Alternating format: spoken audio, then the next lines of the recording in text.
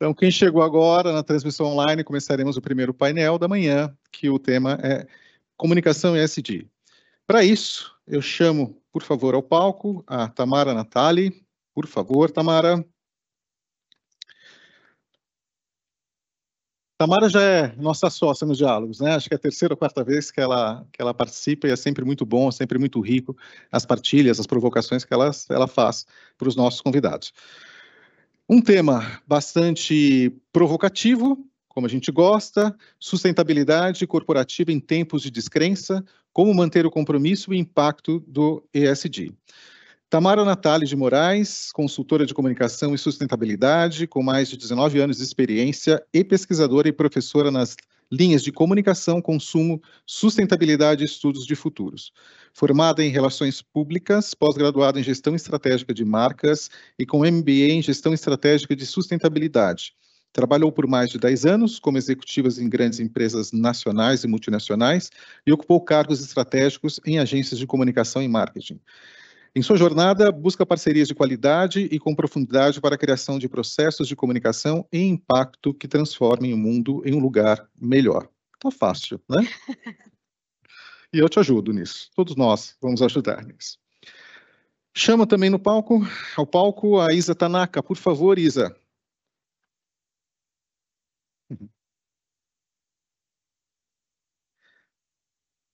A Isa se caracteriza... Deixa eu te cumprimentar, cuidado. Obrigado. Deixa eu ficar aqui no cantinho, que vai ficando mais cheio aqui. Tudo bem se eu ficar aqui, gente? Não atrapalha? Então vamos lá, só não posso dar um passo aqui em falso. Isa, vira um meme, pode ser um grande legado para os diálogos de hoje. Isa se caracteriza por um forte espírito de liderança que se reflete ao longo de sua trajetória profissional e atualmente em sua posição como gerente de comunicação estratégica e management de suporte para Product Supply Latam na Bayer Crop Science. Iniciou sua carreira na Bayer no site de Camaçari, Bahia, e ao longo do tempo passou por diversas áreas da empresa. Como administrador especialista em marketing, com grande paixão por pessoas, possui uma experiência em áreas como compras, eventos, comunicação, responsabilidade social corporativa e sustentabilidade, adquirindo uma visão sólida e enriquecedora do negócio. Realizou um curso de extensão em gestão estratégica e marketing internacional na Universidade de La Verne, em Califórnia. Sua filosofia centrada em buscar excelência em tudo o que faz, Gambate, que em uma tradução livre significa faça o seu melhor. Ontem eu busquei consultá-la, porque é uma palavra, um termo japonês, e depois você vai explicar para a gente o que é isso. E por fim, por favor, Elton Frederic.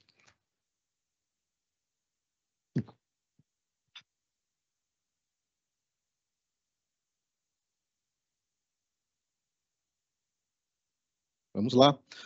Head de comunicação da BRK Ambiental, uma das maiores empresas de saneamento básico do Brasil, liderando estratégias de reputação, imagem e posicionamento de marca. Possui 20 anos de experiência em comunicação, com atuação em processos de fusões e aquisições, incluindo a transição da Odebrecht Ambiental para o grupo Brookfield, da qual participou da gestão da comunicação cultural, adaptação de processos e reposicionamento de imagem. Na BRK, liderou iniciativas premiadas como o estudo Mulheres e Saneamento, que teve impacto significativo na conscientização pública sobre a relação entre saneamento básico e equidade de gênero. É jornalista, antropólogo, com mestrado em Ciências Sociais. Também é escritor e foi semifinalista do Prêmio Jabuti 2024 com o livro A Breve Vida dos Cães. Muito obrigado, Elton. Está entregue, Tamara. Sim, todos queremos ler o livro, já falamos isso para ele. Bom, Zé, obrigado pelo convite mais uma vez. Não sei se está dando eco aí, vocês avisam. Nunca usei esse microfone. Bom dia, obrigado time da Supera também pelo convite. Como o Zé falou, já não é a primeira vez que eu estou aqui moderando um painel de ESG junto com a Supera no Diálogos, então a gente vai tentar fazer algo diferente, sempre a cada vez. Para dar um contexto, a gente fez, né, um briefing antes, a Milena fez uma super apresentação de um contexto de ESG dentro das empresas, que é o que vocês lidam no dia a dia de vocês, mas hoje a gente está vivendo um cenário de sustentabilidade que é muito desafiador. A gente está vendo narrativas cada vez mais anti-ESG crescendo, então a gente tem um movimento político que coordena essa agenda e que é muito difícil de se combater, principalmente quando a gente está em empresas multinacionais, que é o caso da Isa, outras empresas como o Elton também. Acho que a Milena também está vivendo aí um combate de narrativas que a gente precisa se fortalecer como sustentabilidade, como área de comunicação. Mas, ao mesmo tempo, a gente também vê, como a própria Milena apresentou vários números, gerações que cada vez mais estão cobrando um consumo sustentável, que querem cada vez mais consciência das empresas e que a gente também precisa moderar junto no combate dessas narrativas. Então, é muita coisa num balaio só. Acho que tem aqui uma questão de liderança muito importante, inclusive uma das perguntas que chegou, que a gente segurou para depois rodar com todo mundo, é uma questão de como medir resultado, e eu sou fanática por números, acho que, mesmo sendo de comunicação e de sustentabilidade, eu acho que se a gente não mede resultado, a gente não consegue comprovar o efeito tanto da sustentabilidade quanto da comunicação. A gente não pode ser romântico, a gente sabe que a gente precisa trazer retorno, senão as coisas não vão para frente dentro das empresas, isso é um fato. E outra que a agenda de ESG hoje é uma agenda que é para combater risco, né? Então, a gente está falando de combate de risco, é muito mais do que simplesmente o romance da agenda de sustentabilidade, e aí, particularmente, a minha visão hoje dessa narrativa, né, anti-ESG também vem porque a gente não conseguiu trazer alguns resultados que estavam sendo cobrados. Então, a gente vai dialogar um pouco sobre isso. Vou começar aqui perguntando para o Elton. Tá? Vou fazer sempre na ordem aqui para a gente manter a organização, né? O Elton está vindo do saneamento da área de saneamento, né? A gente sabe que tem muitos desafios estruturais e políticos. Vou pedir para ele se apresentar e aí faço uma pergunta um pouco mais estratégica, mas acho que você tem um vídeo também, certo? Então, por favor. Bom dia a todos. Primeiro, obrigado pelo convite, parabéns pelo evento. Milena, parabéns pela palestra. Eu fiquei pensando, você falou quase tudo que eu iria falar, então assim, eu acho que eu tenho que aqui formular rapidamente todas as perguntas. Agradecer, eu acho que é um tema super relevante que a gente está discutindo hoje. De fato, há uma discussão sobre um eventual recuo nessa agenda, existe uma série de discussões a respeito de diversidade, enfim. O saneamento básico é um desafio enorme no Brasil, e eu sempre que venho num evento como esse, eu gosto de lembrar alguns números que nem todo mundo sabe, eu só fiquei sabendo depois que eu fui para o setor, onde 100 milhões de pessoas nesse país não têm acesso ao tratamento de esgoto. É um absoluto escândalo, né, e a gente convive com isso diariamente, e no país que tem a maior reserva hídrica do mundo, 35 milhões de pessoas não têm água.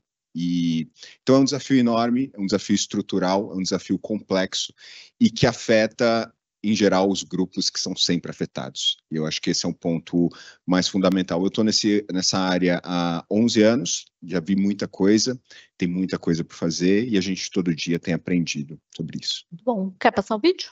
Por favor. Vamos lá?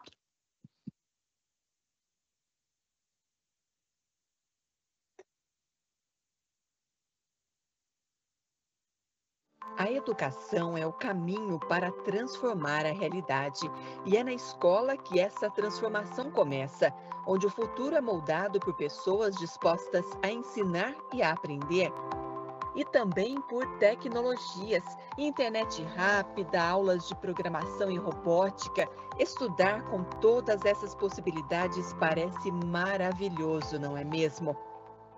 Mas e se eu te contar que existem cerca de 38 mil escolas no Brasil onde as crianças não têm acesso a algo muito mais básico, água potável? Mais de 5 milhões de crianças e adolescentes convivem diariamente com o risco de adoecer, porque a água que bebem não vem de uma fonte segura. A consequência dessa ausência é um atraso escolar com efeitos para o resto da vida, um futuro ameaçado. O projeto Fonte de Futuro foi criado para mudar essa realidade e levar água potável para escolas sem acesso ao recurso, impactando principalmente crianças e adolescentes de comunidades rurais, indígenas e regiões afastadas dos grandes centros urbanos. Nossa meta é ambiciosa do tamanho do problema que enfrentamos. O objetivo é garantir que 1.000 escolas recebam equipamentos que tratam a água, além de suporte técnico oferecido pelos profissionais da BRK, que fazem a instalação, manutenção dos equipamentos e promovem ações de educação ambiental. Os primeiros passos já foram dados. 17 escolas já são beneficiadas pelo projeto no estado do Tocantins, e na cidade de Macaé, no Rio de Janeiro. E juntos, podemos fazer com que essa transformação alcance ainda mais crianças e garantir que o desenvolvimento delas não seja comprometido pela falta de algo tão básico, mas tão essencial. Porque o futuro é uma fonte de oportunidades que todos deveriam ter direito. A sua empresa também pode participar desse movimento. Adote escolas junto com a BRK e ajude a transformar a vida e o futuro de milhares de crianças e adolescentes. Vamos juntos?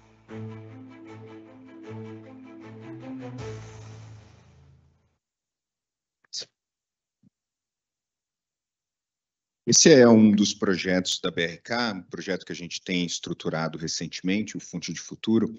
E é isso, assim, é muito chocante você imaginar que existem escolas que às vezes têm ar-condicionado, pode ter ar-condicionado, e não tem água potável.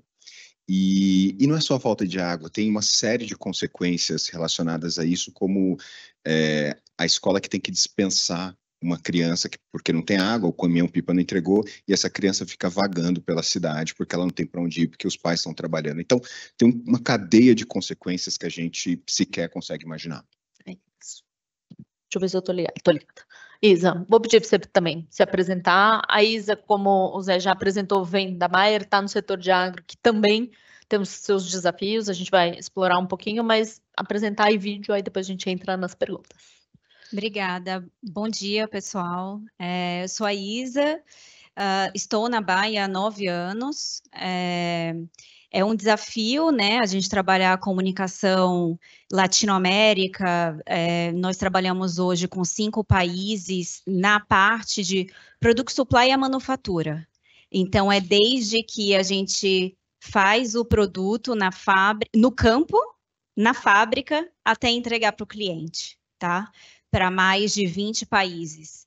Então, como falar de comunicação e sustentabilidade com mais de 3.000 colaboradores diretos dentro de manufatura, mas dentro do Brasil, com os 3 negócios que vocês verão no vídeo, são mais de 6.000 pessoas diretas.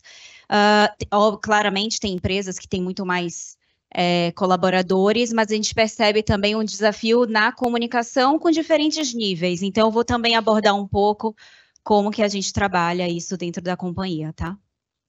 Vamos para o vídeo?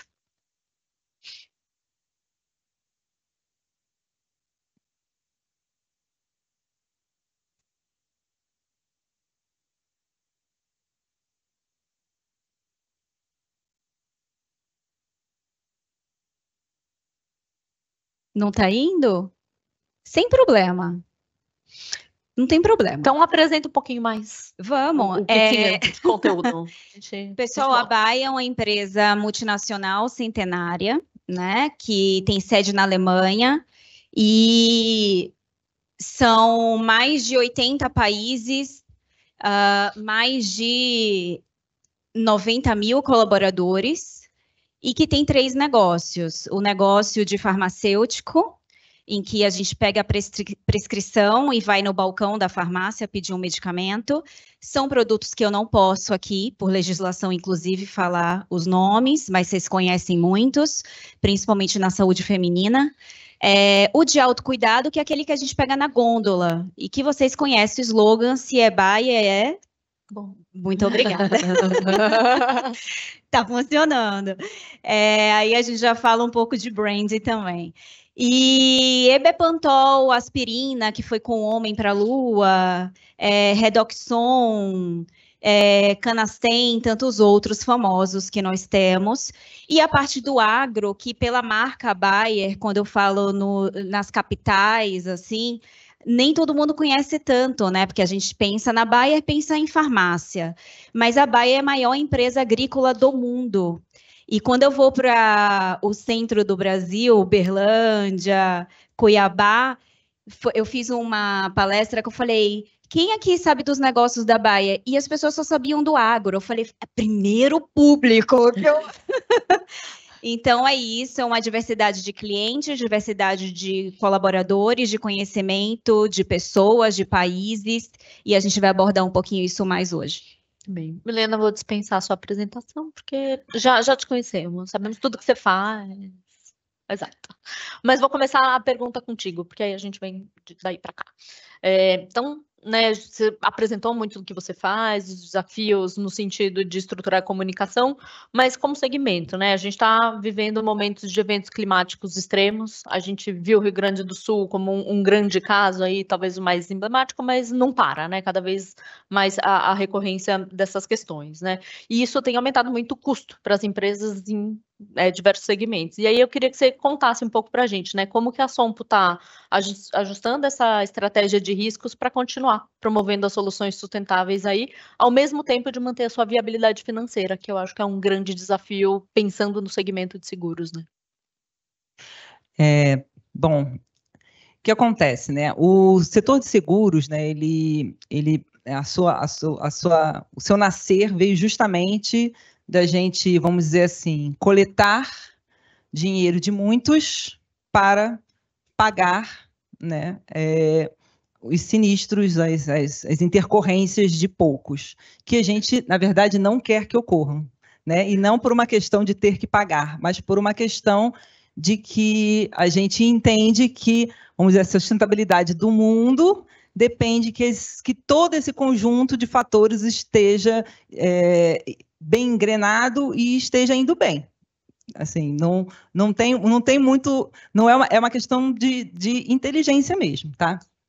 E assim, quando a gente fala aí, né, como que a gente pode atender, né, nossos clientes aqui, eu vou trabalhar em duas vertentes aqui. A primeira é entendendo que nossos profissionais, essa atração de talentos que a gente vem sempre trabalhando junto, a retenção desses talentos na empresa, pessoas extremamente capacitadas para que, junto dos nossos clientes, possam entender quais são esses riscos que estão ali beirando os negócios deles. Trabalhando aqui, nós temos um trabalho voltado no Brasil para os seguros corporativos, tá? Por isso que eu falo muito de empresas.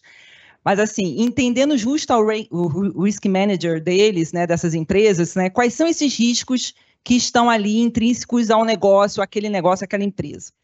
E esse trabalho é um trabalho em conjunto, sim, para que a gente possa colocar as melhores soluções. E aí, quando eu falo colocar as melhores soluções, a gente tem que entender que existe um item, inclusive, que é da nossa matriz de materialidade, que é justamente oferecer soluções e serviços de uma maneira justa e adequada.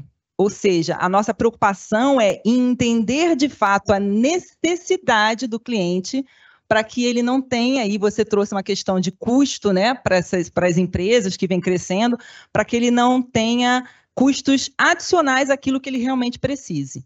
Mas o seguro, ele nasceu justamente para que a gente possa, no momento dessas intercorrências, que acontecem, a gente não gosta, a gente não quer, a gente se solidariza com os nossos clientes quando isso acontece, trabalhar aí de uma forma que aquela empresa continue sendo uma empresa, né? Então, isso tem um impacto para além da própria empresa. Então, quando a gente parar para pensar no que está ao redor, nesse ecossistema, né? E aí eu estou falando de uma forma muito drástica, né? Nossa, porque nós vimos isso no Rio Grande do Sul, como você trouxe, alguns comércios se acabaram. Né? Algumas empresas ali não conseguiram dar continuidade aos seus negócios. E ali, qual o impacto disso? O impacto vai para além da própria empresa, vai para essas famílias, né, que estão ali dos colaboradores daquela empresa, das pessoas que faziam parte, vai para os fornecedores, né, da cadeia, né, vai para os clientes que não vão poder mais fazer uso daquele produto ou daquele serviço. Então, tem todo um ecossistema que precisa ser pensado em termos de perenidade do negócio quando a gente fala no seguro. Então, o seguro ele vai para uma vertente que não é um custo, é uma segurança, não querendo trazer aqui, né, fazendo aí a dobradinha da palavra, mas é uma segurança para que essa continuidade exista. Né? Então, esse é um ponto importante. O segundo ponto, que eu acho que aí traz uma outra questão da responsabilidade nossa, né? Enquanto em empresas, e aí, de novo, né, trazendo aquela coisa do todos nós somos pessoas e as pessoas fazem parte das empresas, né? Então, qual é a responsabilidade também de uma empresa em termos de entender a sua contribuição para que a gente tenha aí a sustentabilidade no mundo? Então, esse entendimento e essa busca incansável por uma mitigação, né, por uma desaceleração das crises que nós estamos vendo por aí. Então, assim, a Sompo também trabalha o seu papel nisso, né? Então, como a Sompo pode mitigar os seus próprios impactos? E aí vai desde, né, o fato da gente ter, sim, nossas emissões, nós temos nossas emissões também, nós, né, realizamos inventário, nós trabalhamos nessa mitigação, mas também para entender que negócios, né, poderiam ser fomentados, que negócios nós não gostaríamos de fomentar, que parcerias com os clientes e fornecedores nós podemos estreitar para que esse assunto, né, cada vez reverbere mais e que essas conexões se transformem em algo que, de uma forma colaborativa, consigam contribuir positivamente para os efeitos que a gente vê dentro aí, falando de mitigação de efeitos negativos, dentro do âmbito aí do tema de sustentabilidade. Todos têm impacto. Né? Todo É um ponto de partida de área de sustentabilidade. Eu vou puxar para você, Isa, né? A gente vê aí crescimento de redes sociais, já está dado como canal de comunicação, não existe mais só o interno, todos sabemos disso.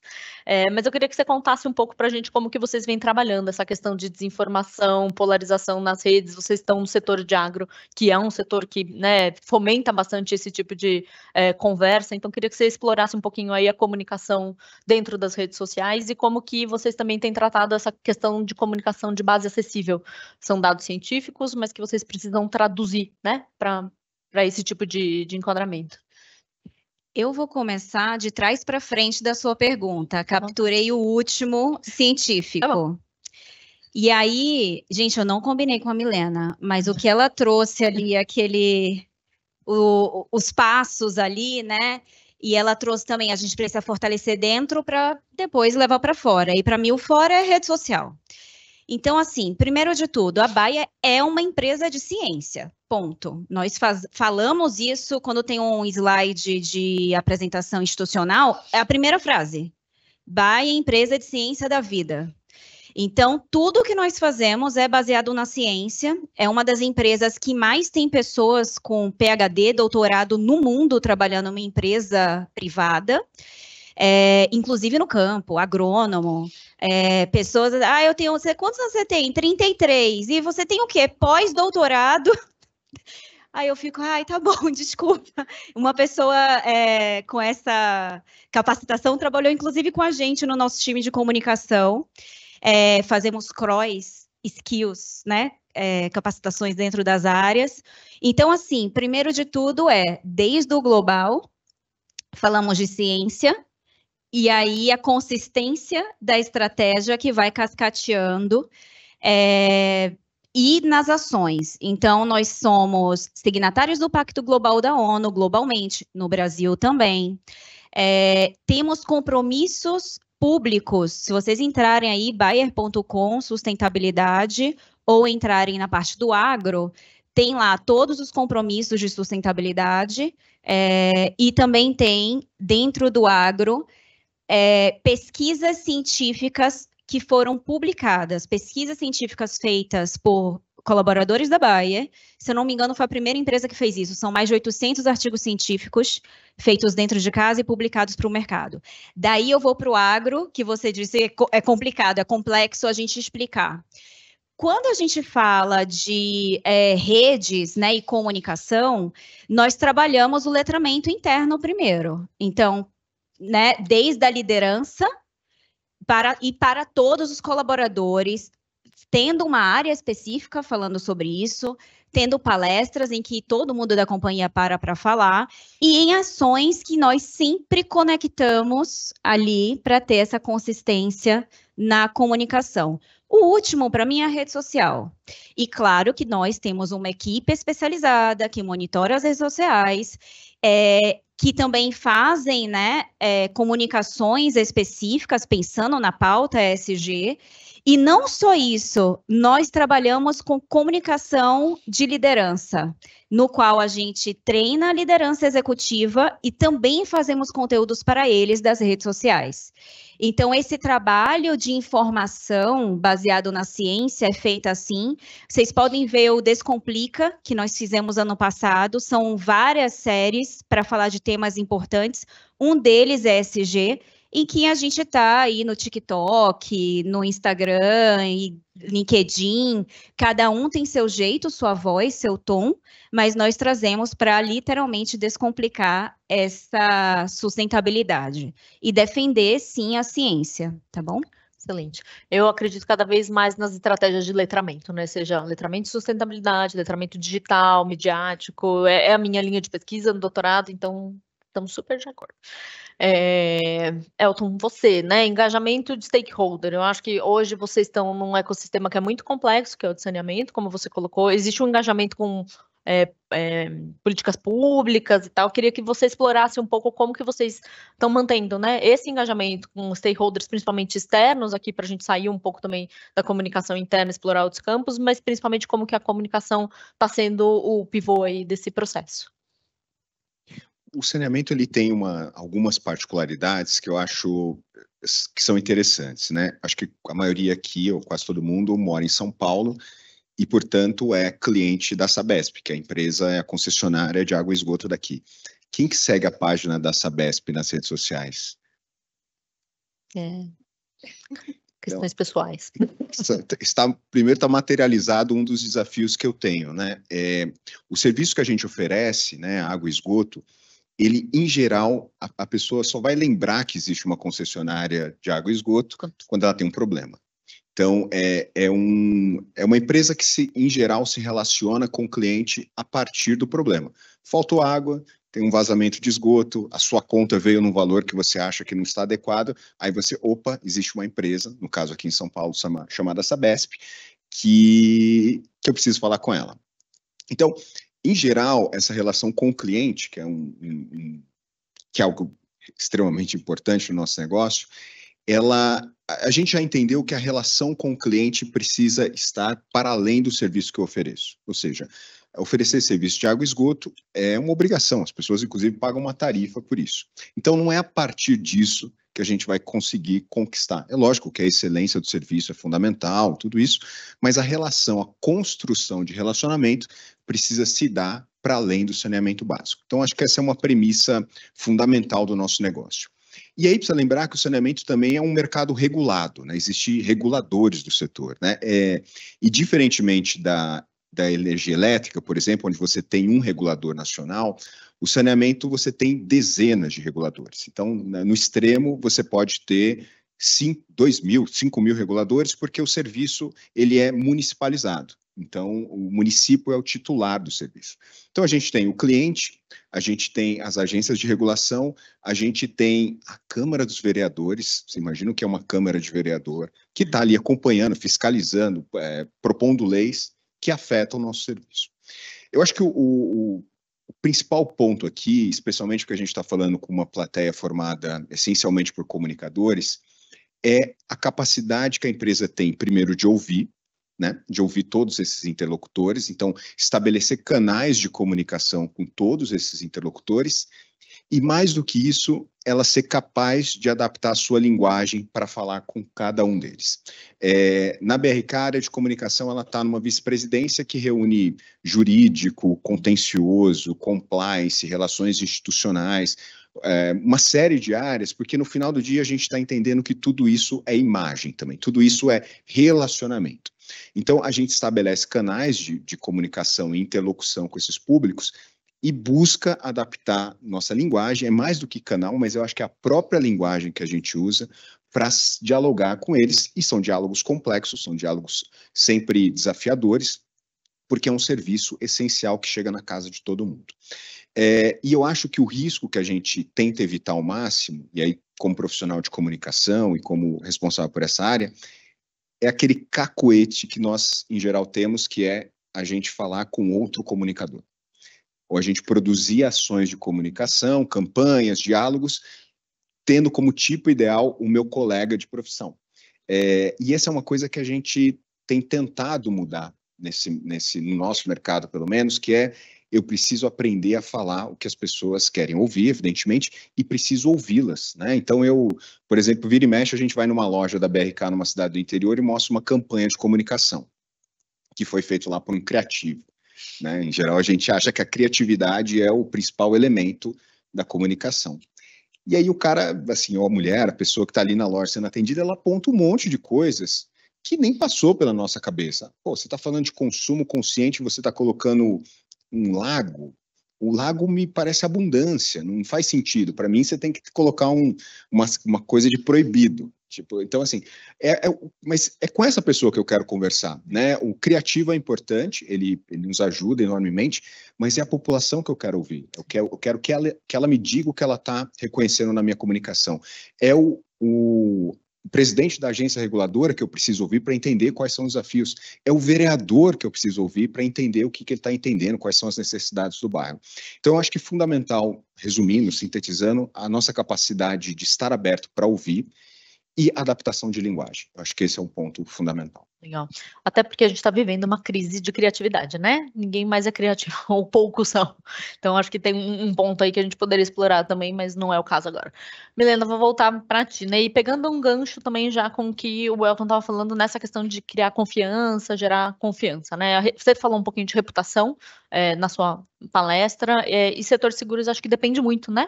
Da questão de confiança, enfim, quero que você explore também, mas da nossa percepção como intermediadores aqui, clientes e parceiros, sem confiança vocês não conseguem estabelecer negócio. E aí eu queria que você explorasse como que a Sompo está trabalhando para mitigar esses riscos reputacionais e evitar os ruídos na comunicação em relação aos compromissos de ESG, porque senão também a gente abre, né, um leque para muitas coisas aqui, então seria bem focado em sustentabilidade. Vou voltar aqui ao que eu apresentei anteriormente, que é a gente trazer a verdade, né? Exatamente não falar que faz algo que não fazemos. Esse é o primeiro ponto, né? Não fazer isso de maneira nenhuma. Não me interessa o que o meu concorrente está fazendo, a não ser que isso seja para me trazer uma forma de benchmark, de como eu posso melhorar aqui, de repente agregar, adequar as melhores práticas, etc., mas nunca com aquele rótulo de, nossa, eu tenho que seguir, eu tenho que fazer, porque não. Então, nós aqui traçamos a nossa jornada, somos fiéis a esta jornada, estamos sempre muito abertos a esse espaço colaborativo, onde a gente traz aqui não só percepções internas, mas como também percepções externas, né? E para isso a gente se mobiliza, a gente participa de grupos, por exemplo, a Confederação Nacional das Seguradoras é um norte excepcional para a gente, nós temos lá, fazemos parte de várias comissões, inclusive uma delas é de sustentabilidade, criamos parcerias, temos que ter a modéstia de entender que não entendemos tudo, e mesmo nessa jornada a gente tem que estar sempre aprendendo, então essas parcerias são essenciais para a gente poder movimentar a nossa mente, né? A parte aí que nós falamos um pouco sobre criatividade, então assim, sim, parcerias com empresas, não, por favor, tá gente, não é propaganda, mas assim, parcerias com empresas de renome, como o Instituto Ethos, que traz aí para a gente boas abordagens em termos aí de sustentabilidade de direitos humanos, parcerias com empresas, com instituições que trabalham aí os temas de diversidade, como nós somos signatários do Fórum LGBTI+, somos signatários da Iniciativa Empresarial pela Equidade Racial, a ONU Mulheres, isso tudo para nos trazer o que está acontecendo, quais são as melhores práticas de outras empresas, de outros mercados que a gente poderia trazer e somar ao nosso contexto. Então, assim, a mitigação do nosso risco reputacional passa justamente pela nossa serenidade e transparência em dizer que fazemos aquilo que fazemos, né? E sim, estamos abertos ao aprendizado, sempre, sempre. E para isso essas parcerias são tão importantes. PSI é uma instituição que é voltada somente para o mercado de seguros e trata os sistemas de sustentabilidade, são os princípios de sustentabilidade para o mercado de seguros. Então, assim, estarmos o tempo todo antenados, trabalharmos na verdade, e, gente, juro que não é uma, né? Trabalharmos isso para mitigar o nosso risco reputacional. Então, de novo, é uma questão inteligente de atuação, sabe? e, com isso, trazer essa confiança. E essa confiança também se estabelece quando, nessa nossa humildade, a gente chega e estabelece esse vínculo com os nossos clientes, dizemos assim, às vezes o cliente está num patamar, né, até bem mais avançado, fala assim, nossa, eu gostaria tanto de entender o que vocês estão fazendo aí, porque eu queria poder participar, queria poder aprender, queria poder trazer para a gente. Então, assim, há uma jornada colaborativa o tempo inteiro. E trabalhar dentro dessa consistência e dessa coerência é o que nos leva aí, eu acho, a uma confiança com todos os nossos stakeholders, não somente com os nossos clientes. Eu acho que essa crise do anti-ESG, dessa onda, né, que veio, enfim, ela vai passar porque é mais político do que necessariamente, de fato, de negócio, porque a gente sabe que sustentabilidade traz retorno.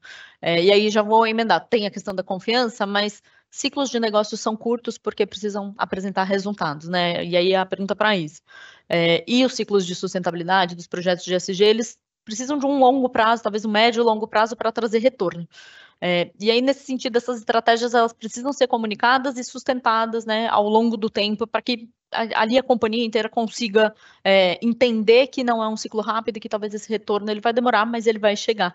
Queria que você explorasse um pouquinho como que vocês trabalham no desdobramento, né, dessas estratégias e principalmente tentam evitar ruídos aí durante esse longo prazo para sustentar a comunicação. Perfeito. Bom, trazendo um pouco da minha fala anterior, a gente já tem uma estratégia global bem definida, além de sermos signatários do Pacto Global da ONU. Então, já existem metas muito bem estabelecidas, 2030, 2050, além de metas internas. Então, quando a gente cria uma estratégia de qualquer área, o norte é a nossa missão, saúde para todos e fome para ninguém. Então, diante disso, o negócio do agro, globalmente, como que pode ajudar? Hoje nós temos, né, agricultura regenerativa, então restaurar a natureza, e que os clientes produzam 50% mais no mesmo território. Isso precisa de tecnologia, né, para a gente não saturar ali o solo, enfim. E aí desdobra depois Latinoamérica, estou olhando para o meu caso, tá? E como que a comunicação se encaixa nisso? Eu tenho a sorte de trabalhar em manufatura. Não sei, quem aqui é de indústria? Pouquíssimas pessoas, mas eu vou falar de uma coisa boa do que vocês estavam falando. Não olhem só para a bolha de vocês, expandam isso. Por quê? O que a manufatura tem para trazer? Vocês já ouviram falar de Lean? Sistema de manufatura Lean? Muitos aqui. Pesquisem sobre isso, excelência operacional, e levem isso para a parte administrativa e de comunicação e governança, né?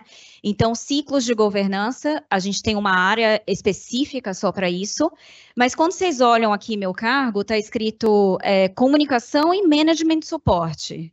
Não tem como traduzir, gente, tipo Chief of Staff, é parecido. Em resumo, meu líder direto é o vice-presidente de Product Supply, e eu sou quase a sombra dele. E o meu time, porque fala de estratégia, a gente conecta o que tem de estratégia de Product Supply de negócio com a comunicação e com sustentabilidade ESG. Nada é separado. Quando eu estou falando de agricultura regenerativa e estou falando de produzir 50% mais, eu estava no campo semana passada. Não trabalhe em comunicação sentado na mesa no ar-condicionado. O que o Elton disse. Quando você vai para campo é que você entende o que você vai fazer. Meu time está aqui hoje, amanhã, hoje à noite a gente está indo para Paulínia, saindo daqui. Porque a gente vai para um site para entender. Então, no momento em que você entende realmente como que a ponta está fazendo, que o global está pedindo, é assim que a gente garante a governança. E o meu trabalho é realmente a gente acompanhar. Falando de comunicação, o que a gente tem aqui de pilar, por exemplo, dentro da área de estratégia? Engajamento dos colaboradores, ou seja, eu estou comunicando bem para essas pessoas, né? Imagem e reputação. Quais são os eventos que nós vamos? Eu estou garantindo que a gente está indo para esse evento, que a gente está falando nos eventos importantes, não só de comunicação, gente. Eu olho para líder de supply chain management, eu olho para líder de compras, eu olho para o líder de sementes, de químicos, de RH. A gente tem que estar antenado com o que está acontecendo e conectado com o time corporativo. Nosso time é o único time dedicado a um negócio do negócio. Vocês devem ter ouvido falar de Malu Weber, ela é bem famosa no mercado, ela é nossa vice-presidente, tenho a honra de tê-la como vice-presidente de comunicação.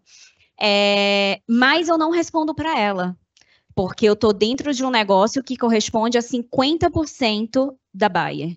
Então, a gente precisa ter um time dedicado para isso. E eu tenho uma par que olha comunicação das operações. Então, o meu time ele é só voltado para a estratégia e essa minha par, em conjunto, ela também responde para o vice-presidente, ela olha para todas as fábricas e hoje é responsabilidade social. Só para finalizar, como que eu garanto ciclos curtos e longos? A Bayer, há mais ou menos 2 anos, mudou o seu jeito de trabalhar. Hoje a gente chama uma sigla DSO, Dynamic Share Ownership, ou seja, eu compartilho uma responsabilidade, né? E é dinâmico. Então, nós temos ciclos de a cada 90 dias, nós temos uma visão de médio e longo prazo de 5 anos, a visão de 1 ano e metas claras para cada 90 dias. E temos rituais. Dentro da governança, você tem que ter rituais, onde você se comunica, né? E como você faz essa governança. Então, existem rituais de a cada 90 dias, estávamos ontem, inclusive, como time, é março, então 90 dias, para entender, fizemos o que a gente combinou dos últimos 90 dias e quais são os próximos 90 dias. Mudou alguma coisa? A dinâmica de trabalho, quem tem a capacitação para fazer isso? Foi bom ou foi ruim? Então, essa dinâmica ágil, ela ajuda a gente a não deixar cair essa meta. Então, é o que eu compartilho com vocês, de olhar para a estratégia, entender como cascateia e conectar. Para mim, a palavra holística, as meninas dão risada aqui comigo, mas eu falo essa palavra o tempo todo, gente. Olhar holístico. Nós precisamos olhar para o todo e para fora da nossa bolha. Eu vim de indústria. Agora, né, tô nesse outro lado, mas vim de indústria e me tornei uma profissional muito melhor a partir do momento que eu comecei a colocar os EPIs e para a fábrica e para a área florestal, então concordo plenamente com o que você está falando. Elton, BRK foi eleita em 2023 a 4ª empresa do mundo do ESG Rating. Não citei dos outros porque aqui a gente está, né, num painel aberto, mas reconhecimentos que todos têm e a gente está vivendo um momento que o combate ao greenwashing está cada vez mais necessário, né? Queria que você explorasse um pouquinho dessa complexidade que você já trouxe para a gente, né, do setor, como que estão as iniciativas hoje de sustentabilidade para que elas sejam mensuráveis e verificáveis, porque no fim é o que trazem esses ratings como reconhecimento, né? Eu acho que existe de fato um movimento pendular, né, nesses debates, e eu acho que sempre houve 2 dimensões quando a gente fala em ESG, que é um pouco que a Milena trouxe, né? Sempre existiu uma dimensão que eu vou chamar de estética, né? Ou seja, as empresas elas queriam mostrar que estavam fazendo, né? Às vezes elas estavam fazendo, outras vezes elas não estavam fazendo. Mas essa dimensão estética chegou em um determinado momento em que alguém cutucava o outro e falou: cara, você precisa falar disso porque está todo mundo falando. É a tal da onda, que você não gosta corretamente do termo, e todo mundo começou a ter uma estética ESG, uma estética discursiva, começar a usar um lexo ESG, enfim, que especialmente eu acho que está muito evidenciado nas questões relacionadas à diversidade, né? Houve, de fato, um avanço, um letramento, e é o que eu chamo de uma dimensão estética.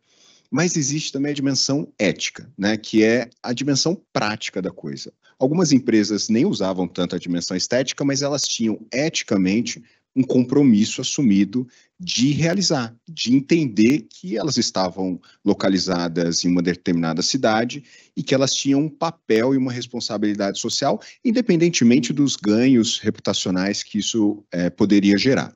Então, eu acho que o que está em crise, talvez, seja um pouco a dimensão estética, ou seja, aquelas empresas que já não faziam algumas coisas, elas se sentem confortáveis em continuar não fazendo, porque se sentem agora legitimadas por um discurso que está surgindo e afins. Então, mas a questão é, não falar sobre os problemas não faz com que os problemas desapareçam. A gente ainda vive nesse país, a gente ainda vive no Brasil, e é aqui que nossas empresas estão atuando e trabalhando.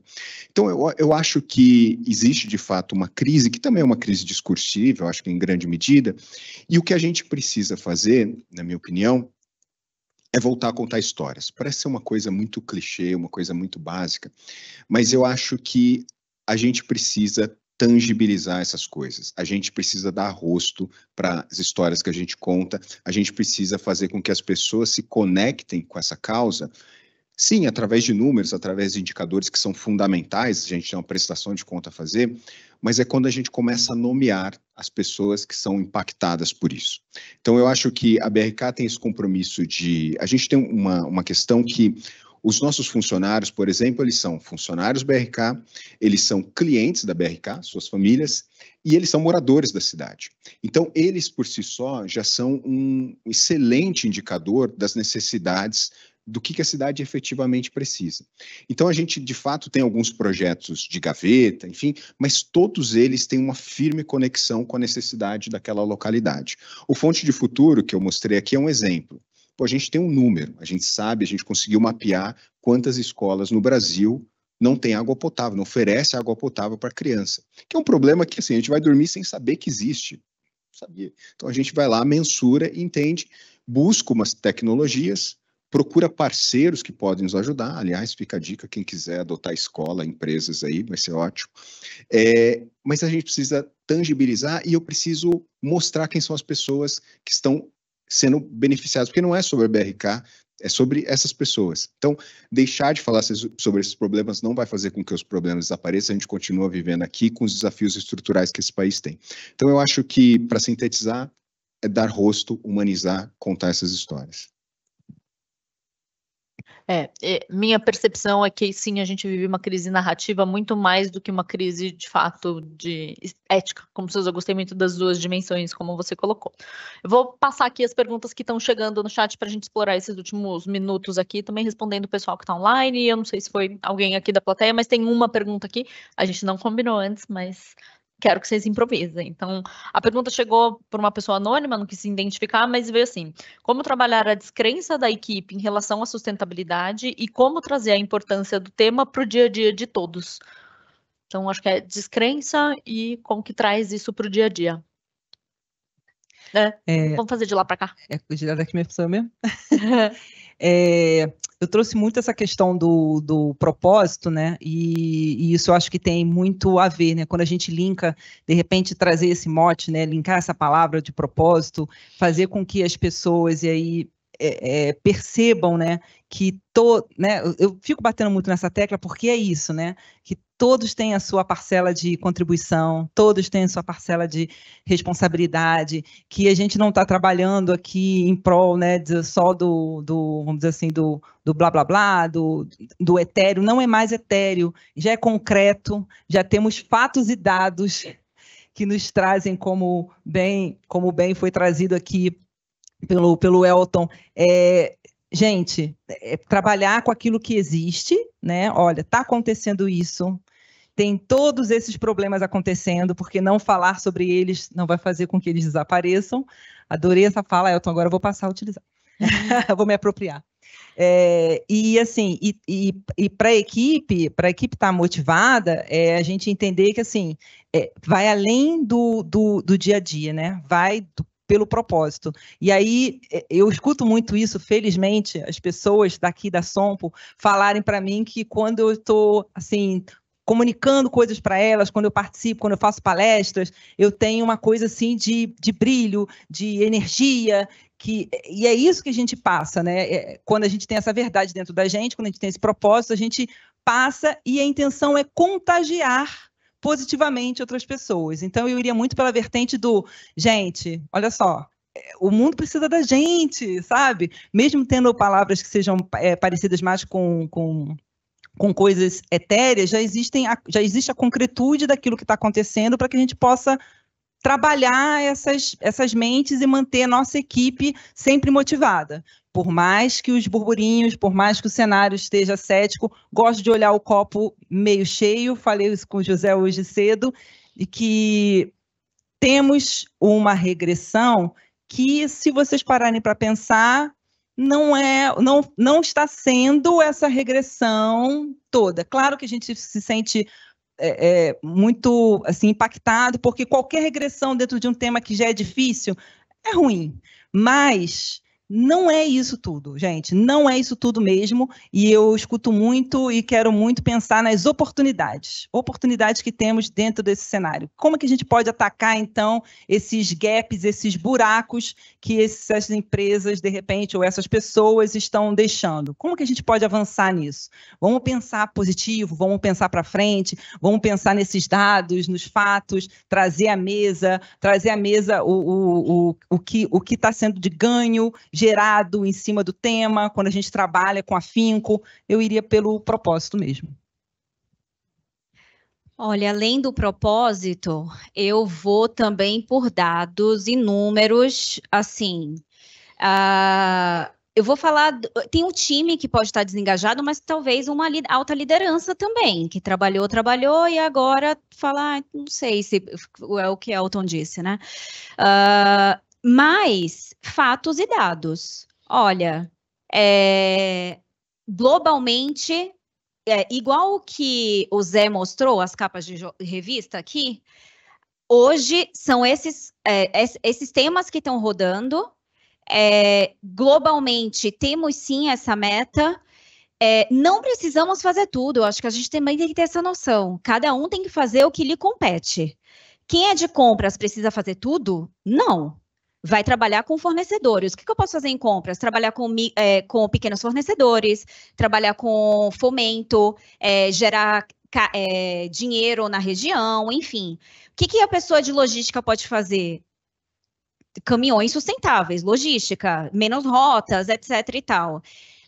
Quem é de responsabilidade social, né, vai trabalhar com pessoas e projetos. Então, assim, tem que ter um olhar holístico por isso. Onde que eu estou atacando cada ponto e como eu trabalho com o negócio? Se, por exemplo, na Bayer alguém fala para mim, eu não sei se a gente precisa de tudo isso, eu trago logo dados globais. Então, a Bayer Global, só no passado, investiu 6 bilhões de euros em pesquisa e desenvolvimento.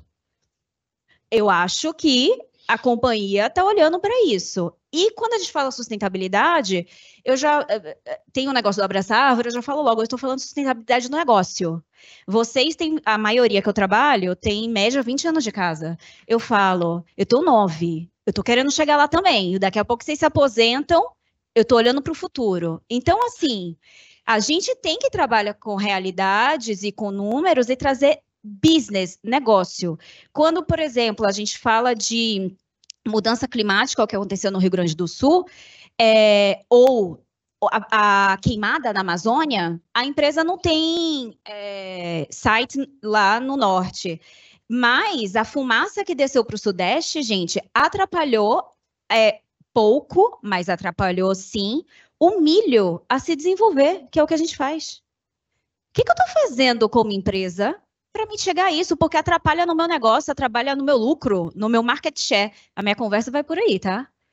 Market share, lucro, vendas, a gente tem que saber de business, para a gente conversar com quem a gente está querendo falar, tá bom? E aí, depois, com o nosso time, responsabilização. Fazemos porque é a nossa obrigação fazer. Qual foi a palavra usada? Foi... Descrença. Descrença. Isso, esqueci a palavra. Eu acho que o primeiro passo é não assumir essa derrota porque ela não existe. Eu acho que esse é um ponto fundamental.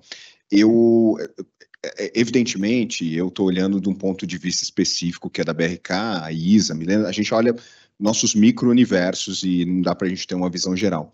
Mas eu não acho que é uma descrença. Eu acho que se a gente assume esse discurso de que há uma descrença, que está tudo perdido, que essa pauta não é mais prioridade, eu acho que a gente assume uma derrota que talvez a gente não precise assumir, porque tem um montão de coisas acontecendo. Acredito sim que é um movimento pendular, essas coisas elas vão e voltam, mas os problemas estão aí. Eu acho que a comunicação ela tem um papel bastante importante em termos de engajamento, e especialmente para as empresas que têm um formato como a BRK, talvez a Bayer, onde tem um núcleo corporativo e unidades operacionais espalhadas, eu acho que é fundamental o que eu vou chamar aqui de intercâmbio, ou seja, que resumidamente é estar na linha, é você verificar de perto o impacto do seu trabalho. Isso gera sensibilidade, isso gera sensibilização, né? A gente, na BRK, a gente tem a felicidade de conviver com essas histórias de uma forma muito frequente, né?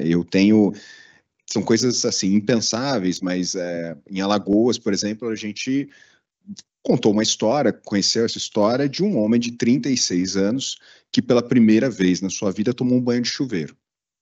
Assim, silêncio na plateia, porque é esse o país que a gente vive. Então, mostrar isso, né, fazer com que as pessoas acompanhem, isso imediatamente gera conexão. Então, eu acho que a gente precisa fazer com que as pessoas circulem, fazer com que as pessoas vejam, fazer com que as pessoas entendam o impacto do trabalho que elas executam e entendam, de fato, o impacto dessas ações de ESG. Eu acho que nessas pautas, independente da nossa ideologia política, porque cada um tem a sua, assim como religião, time de futebol e etc., a gente não pode ser negacionista. Você pode ser o partido que você quiser, você pode votar em quem você quiser, mas ser negacionista em relação a realidades que estão dadas, eu acho que é onde a gente precisa combater, e aí se eu tivesse um superpoder para mim seria esse, combater o negacionismo. E aí eu quero emendar até para a gente já meio que encaminhar para o final aqui, chegaram outras perguntas, mas não vai dar tempo, e vocês meio que permearam também o que o pessoal está perguntando. Eu queria, se vocês tivessem esse superpoder, uma coisa que vocês mudariam em pauta, ou de comunicação, de sustentabilidade, para a gente encaminhar para o final, o que vocês mudariam hoje, que você fala, isso daqui eu acho que eu faria diferente. E aí não precisa ser da Sompo, eu acho que aí mais vocês como profissionais, né, do mercado de comunicação, do mercado de sustentabilidade, o que vem na cabeça de vocês? O meu superpoder seria tentar combater o negacionismo, tá? Um superpoder? Nossa, superpoder porque aí eu quero fazer tanta coisa. Ficou difícil para mim a história do superpoder. Eu acho que eu combateria a desigualdade, porque dentro dessa vertente, né, quando a gente fala a desigualdade que a gente tem hoje, né, no mundo, e eu não estou falando só no Brasil, no mundo, ela tira, né, ela desconecta, né, as pessoas das realidades, como o Elton trouxe, né, assim, são coisas que a gente não vivencia, e também faz com que toda uma parte, né, de uma população seja marginalizada ao ponto de que ela também não consiga contribuir de forma efetiva. E aí, se eu for falar, né, de sustentabilidade do mundo, eu estou falando de perenidade, né? Estou falando de continuidade, de novo, né? Vamos esquecer a história só do abraçar a árvore.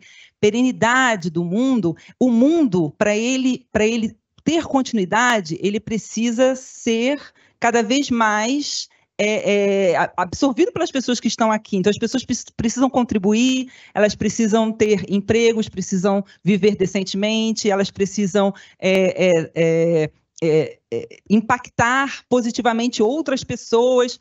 Então, quando eu tenho um nível como eu tenho hoje no mundo, né, de desigualdade em que nós estamos, eu vejo que eu estou perdendo uma força de trabalho enorme e que seria tão espetacular, seria tão bacana se eu trouxesse, né, para junto da gente, se eu conseguisse, sabe, que isso sim, né, várias e várias pessoas trabalhando em prol das mesmas coisas e aí realizando essa transformação que a gente entende que é necessária. Estou falando de desigualdade, mas pensando no impacto que essa desigualdade está ocasionando hoje em todas as demais pautas que nós temos que trabalhar para termos uma transformação bacana e, sim, um futuro perene. Difícil essa pergunta, hein? A gente não combinou, não podia né? ser a lâmpada Desculpa. do Aladim, que eu faço várias vezes um pedido. Indo nessa linha aí do que o Elton falou, não sei se vocês perceberam o meu sotaque, enfim, é meio misturado, mas eu sou de Salvador, Bahia. Sim, eu, né, descendente de japonês com a mãe baiana, criado na Bahia, sei muito mais de acarajé do que de sushi. E eu vi muitas realidades, né? Eu fui criada muito perto do movimento afro, enfim, e me traz uma visão de vida completamente diferente.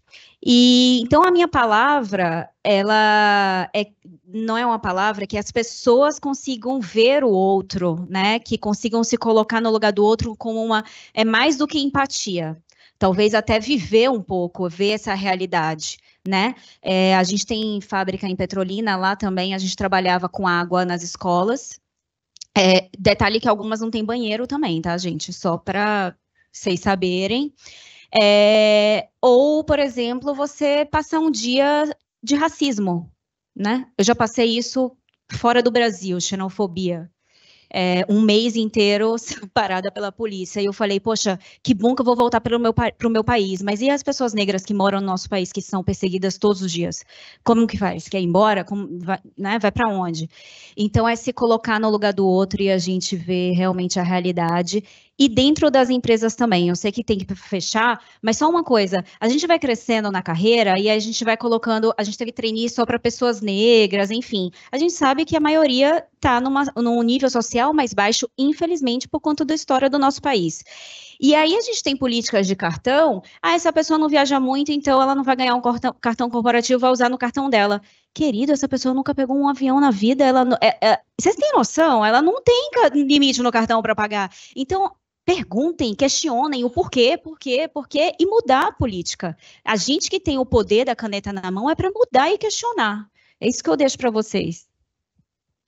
Eu acho que pela experiência na BRK, eu evidentemente sonho com o Brasil com saneamento básico, um país em que as pessoas elas tenham o básico, o essencial, né? Algo que sem o qual é muito difícil dar o segundo passo. A gente fez há alguns anos um estudo para entender o impacto da falta de saneamento nas mulheres. Porque intuitivamente você acha que a falta de saneamento ele afeta todo mundo, homens e mulheres de forma igual. Teoria faz sentido. Mas, dada a nossa realidade social, a construção da nossa sociedade é sobre a mulher, e especialmente a mulher preta, sobre quem o peso da falta de saneamento mais recai. E aí, por uma razão estrutural mesmo, né? Quando um parente adoece por conta de uma doença de veiculação hídrica, quem perde o dia de trabalho é a mulher que fica em casa cuidando desse parente. Quem falta na escola é a menina que, enfim, tem que ficar com a mãe que está doente. Então, e aí quando a gente olha para essa fotografia, a gente vê que são os excluídos de sempre, ou que são os marginalizados de sempre. Então, enquanto a gente não superar essas questões básicas, elementares, vai ser muito difícil dar o próximo passo. Então, se eu tivesse uma caneta, se eu tivesse superpoder, eu acho que a gente deveria garantir o básico para as pessoas. E o básico começa pelo saneamento. Excelente. Queria agradecer, a gente está encaminhando para o final, todo o tempo certo aqui, né? Vai que a gente ganhou mais minutos. Queria agradecer demais vocês três, porque eu acho que foi um painel que a gente conseguiu permear a sustentabilidade de comunicação como áreas técnicas, mas também como áreas de negócio, que é uma coisa muito difícil de se fazer, porque eu já estive nos dois lugares e eu sei como é difícil você, de fato, mostrar para o negócio o valor das duas áreas, e eu acho que a gente teve uma resposta aqui super positiva, acho que até já mudando aqui o nome do painel, a questão de descrença, eu acho que a gente conseguiu mostrar também que, independente da guerra de narrativas que a gente tem, a sustentabilidade, ela não vai morrer, muito pelo contrário, eu acho que só fortalece, e aí volta um pouco no que a Isa acabou de fechar, questionem as empresas também das políticas internas de vocês, porque vocês têm esse superpoder enquanto colaboradores. E agradecer demais a Supera de novo pelo convite, não vi o Cláudio por aí, mas se ele estiver por aí, todo o time que apoiou aqui todo o evento, super obrigado, e o time da Sompo também por nos receber. Pessoal online, a gente vai fazer um pequeno break aqui, o Zé vai vir. Tchau, gente. Obrigada, pessoal. Bom dia.